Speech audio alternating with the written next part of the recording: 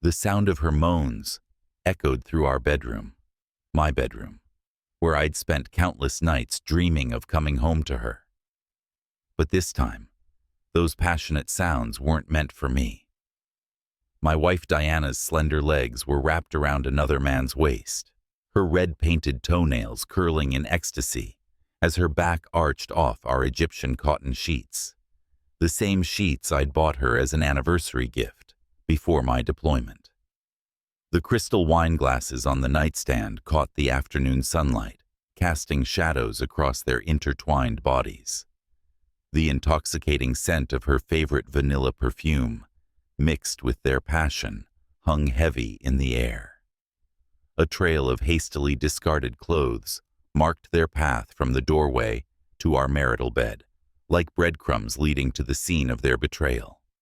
My combat boots remained frozen to the hardwood floor as I watched my entire world shatter in slow motion.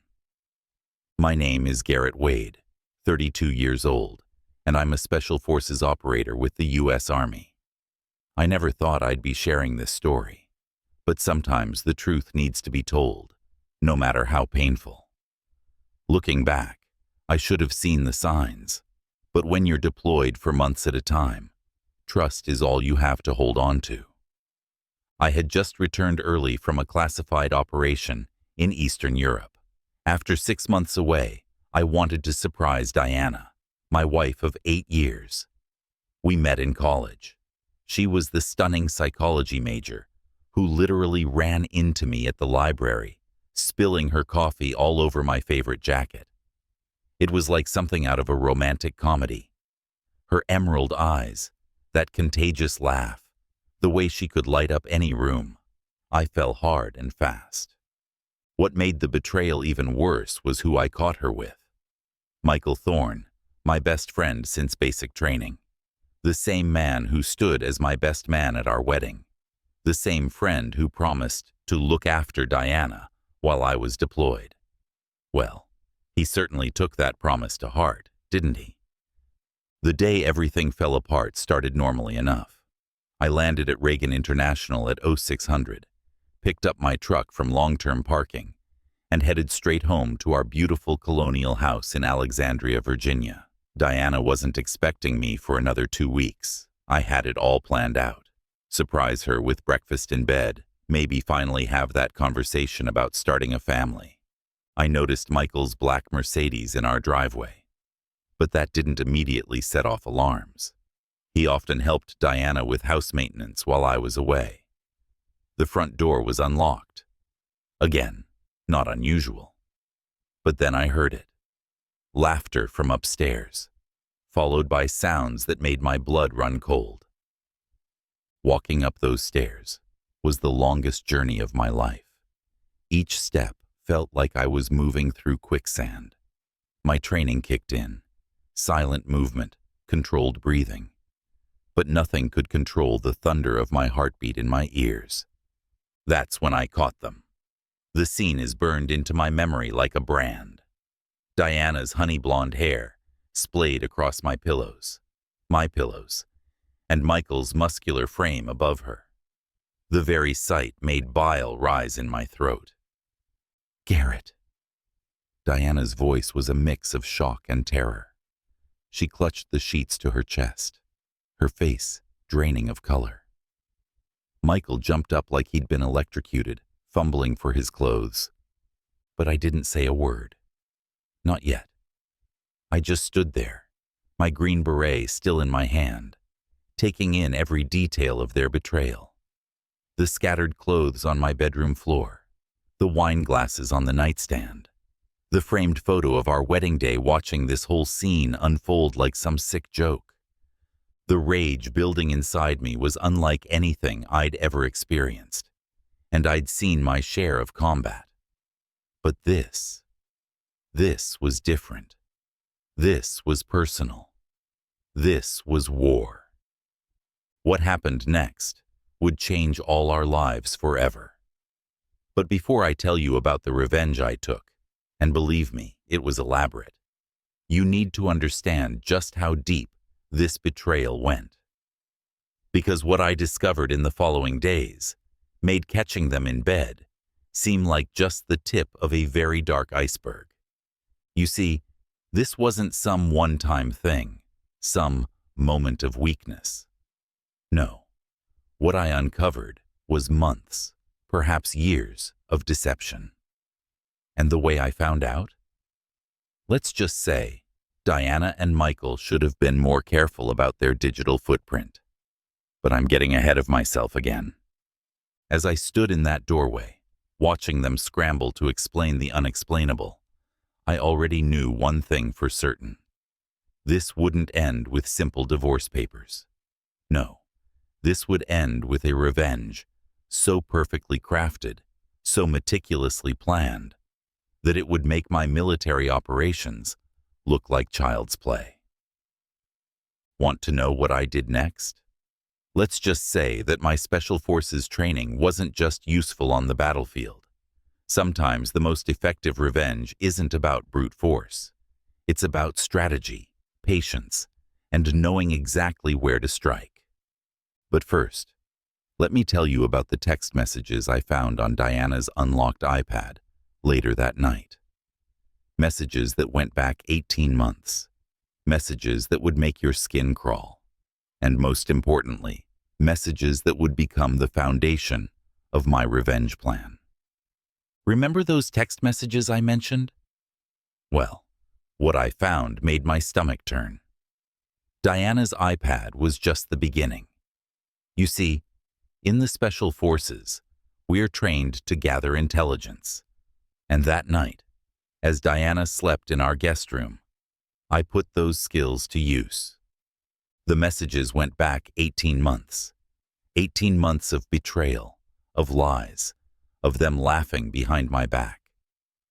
Photos of them together at our beach house in the Outer Banks while I was deployed.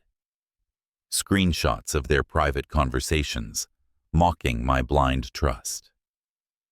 But here's where it gets interesting. I discovered they'd been planning their future together. Michael had been helping Diana invest my combat pay and hazard allowance into a secret account. They were planning to ask for a divorce once the account hit a certain number. My own money was going to fund their new life together. But that wasn't even the worst part. Diana was pregnant, 6 weeks along. The timing lined up perfectly with my last deployment. The child she'd been hesitant to have with me all these years. She was having it with my best friend. I sat in my home office that night, surrounded by printed screenshots and bank statements, planning my next move. In combat, the key to victory isn't just about having the biggest gun. It's about knowing your enemy's weaknesses. And boy, did they have weaknesses. First weakness, Michael's career. He wasn't just my best friend. He was also a rising star at one of DC's most prestigious investment firms. A firm, I discovered, that had strict morality clauses in their partnership agreements. Sleeping with a client's wife? Definitely against the rules. And guess who had convinced me to invest my military pension with their firm? Second weakness, Diana's reputation. My dear wife was building her private psychology practice, specializing in couples counseling of all things. Her entire career was built on trust and integrity. Imagine what her clients would think if they knew she was sleeping with her husband's best friend while he was serving his country. But I didn't want to just destroy their lives. That would be too easy, too quick. No, I wanted them to destroy themselves. And that's where the real plan began to take shape. I started with subtle moves. First, I transferred just enough money from our joint accounts to make Diana nervous, but not enough to raise legal red flags.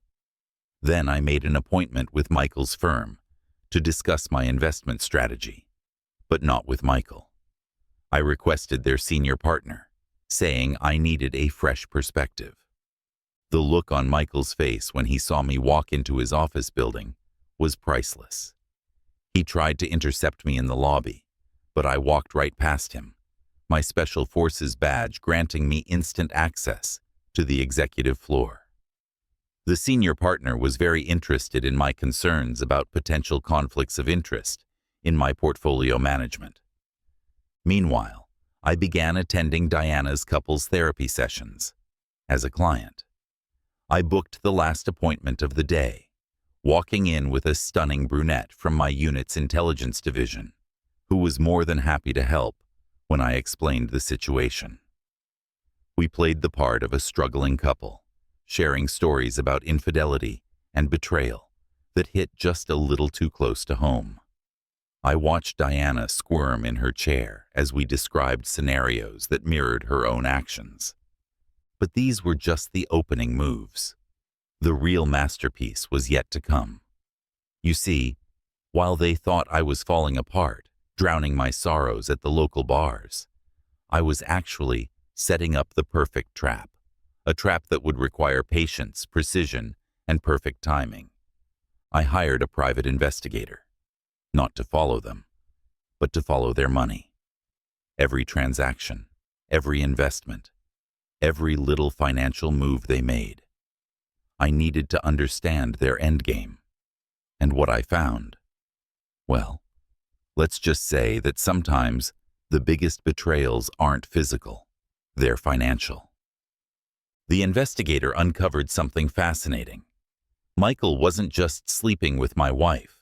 He was using insider information from our private conversations about military contracts to make investment decisions. Highly illegal. The SEC takes a very dim view of that sort of thing. But I didn't strike immediately. No. I waited, watched, gathered evidence, let them think they were getting away with it all. Because the sweetest revenge isn't served cold, it's served at precisely the right moment, when they least expect it, and when they have the most to lose.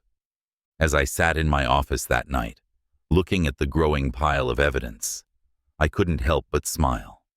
They thought they were so clever, so careful, but they had no idea what was coming. No idea that every move they made was playing right into my hands. Want to know how I sprung the trap? How I turned their own plans against them? Well, that's where things get really interesting. Remember that trap I mentioned? Well, timing is everything in both military operations and revenge. I spent 3 weeks setting everything up, watching Diana and Michael grow more confident, more careless. They thought my silence meant defeat. They couldn't have been more wrong. I chose a Friday evening to spring the first part of my plan. Michael's firm was hosting their annual charity gala, a black tie affair, where they courted their biggest clients and celebrated upcoming partnerships. Michael was due to be announced as their newest junior partner. Diana was his +1, wearing a slinky black dress that I'd bought her for our last anniversary. I waited until the senior partners were making their speeches, champagne flowing freely, everyone's guard down. That's when my team moved in. Yes, team, because you don't go through Special Forces without making some very useful friends. Sarah, my intelligence officer friend who'd played my girlfriend in Diana's therapy sessions, walked into the gala looking stunning in a red dress. She made her way straight to Diana, introducing herself as a therapy client. The color drained from my wife's face as Sarah loudly thanked her for her insights into dealing with unfaithful spouses. Simultaneously, 2 SEC agents, old friends who'd been building a case based on the evidence I'd provided, approached Michael. They didn't make a scene. They didn't need to. They just showed their badges and asked him to step into a private room to discuss some concerning trading patterns. But that was just the appetizer. The main course was served when the senior partner took the stage to announce the new partnerships. Instead of calling Michael's name, he cleared his throat and announced an internal investigation into ethical violations and breach of client trust. Michael's face turned ash white as he realized his career was imploding in real time. Diana tried to leave. But that's when the third act of my plan kicked in. Remember that secret account they'd been building with my combat pay? Well, it turns out that transferring military benefits under false pretenses is a federal offense. 2 military police officers were waiting in the lobby with some questions about fraudulent financial transactions. The best part? I wasn't even there. I watched it all unfold through the security cameras, courtesy of the hotel's head of security, another veteran who'd been happy to help a brother in arms. The footage was crystal clear. Michael being escorted out by SEC agents, Diana breaking down in tears as she was confronted with her crimes, their perfectly planned future crumbling in minutes. But I wasn't done, not even close. While they were dealing with the chaos at the gala, another team was executing the second phase of my plan. Every client in Diana's therapy practice received an email detailing her unique approach to marriage counseling, along with redacted evidence of her affair.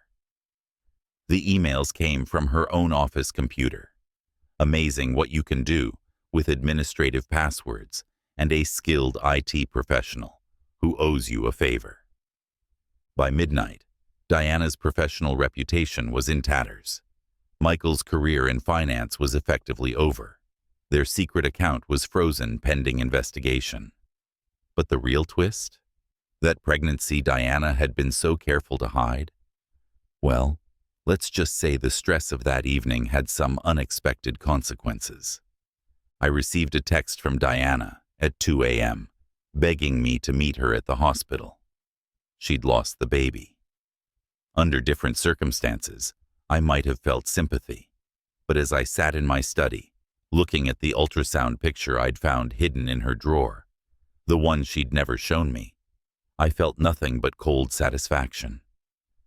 Some might say my revenge went too far, that I should have just filed for divorce and moved on. But here's the thing about betrayal. It's not just about the act itself. It's about the thousands of little lies that enabled it. The countless moments they looked me in the eye and chose to deceive me. The future they stole not just from me, but from any children we might have had. Want to know the final nail in their coffin? The cherry on top of this revenge sundae? Because what happened next? Well, that's when things got truly biblical. The final phase of my revenge wasn't something I planned. It was a gift from fate itself. Or maybe karma. You see, while Diana was in the hospital that night, Michael made his last desperate move. He tried to access our joint investment accounts, hoping to salvage something from the wreckage of his career. What he didn't know was that I had placed a special alert on those accounts. Any attempt to access them would trigger an automatic notification, not to me, but to his other clients. Yes, I said other clients. Turns out our dear Michael had quite a pattern. 3 other military wives, all with husbands deployed overseas, all investing their husbands' combat pay through Michael's special investment strategy. The same strategy he'd used with Diana. When those notifications went out, it sparked a chain reaction that made my revenge look tame in comparison. One of those husbands was a Marine Force recon sniper. Another was Navy EOD. The third was Army Rangers. Within 24 hours, they'd all filed formal complaints with Michael's firm. But more importantly, they'd started talking to each other, sharing information, connecting dots that I hadn't even seen. I sat back and watched as my revenge plan merged with theirs, creating something beautiful in its devastation. Michael hadn't just betrayed me. He'd betrayed the entire military community.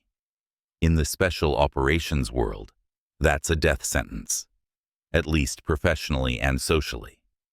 Diana, meanwhile, discovered that her private therapy practice wasn't the only thing she'd lost. The state licensing board launched an investigation into her professional conduct. Apparently, sleeping with the spouse of a client, because remember, I was technically Michael's client, is a major ethical violation. Her license was suspended pending a full review. But here's where it gets truly poetic. Remember those messages I found on Diana's iPad? Well, buried in their romantic exchanges was evidence of insider trading that went far beyond what I'd initially discovered. Michael hadn't just used my military contract information. He'd been gathering intel from all his military clients, using their deployment locations to predict defense contractor stock movements. The SEC investigation expanded. Michael wasn't just fired. He was facing federal charges. His attempt to access those accounts that night had given investigators everything they needed. The best part?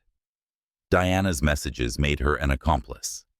All those psychology degrees, all that careful planning, undone by their own greed and carelessness. Within a month, both their lives had completely unraveled. Diana moved back in with her parents in Ohio, her reputation and career in ruins. Michael took a plea deal to avoid serious prison time, but he'll never work in finance again. He's now managing a car wash in New Jersey, owned by his cousin, the only person who would still give him a job. As for me, I did something neither of them expected. I took all the money they hadn't managed to steal and donated it to a foundation that supports families of deployed service members. Then I used my connections to help the other betrayed husbands set up a support network for military spouses dealing with infidelity. We turned our pain into purpose.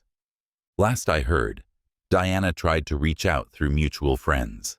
She wanted to apologize, to explain herself. I didn't respond. Some betrayals don't deserve forgiveness. Some wounds aren't meant to heal. They're meant to remind us to be stronger, smarter, better.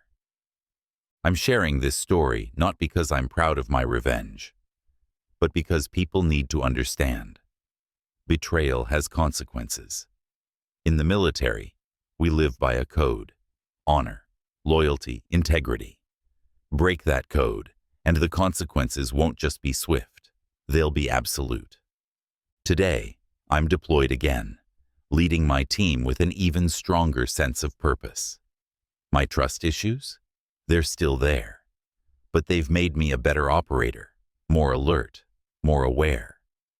And that classified mission I mentioned at the beginning of this story? It led to me meeting someone new, someone who understands the true meaning of loyalty. But that's another story for another time. For now, just remember, karma doesn't always need your help. Sometimes, you just need to set the stage and let the players destroy themselves. That's the sweetest revenge of all.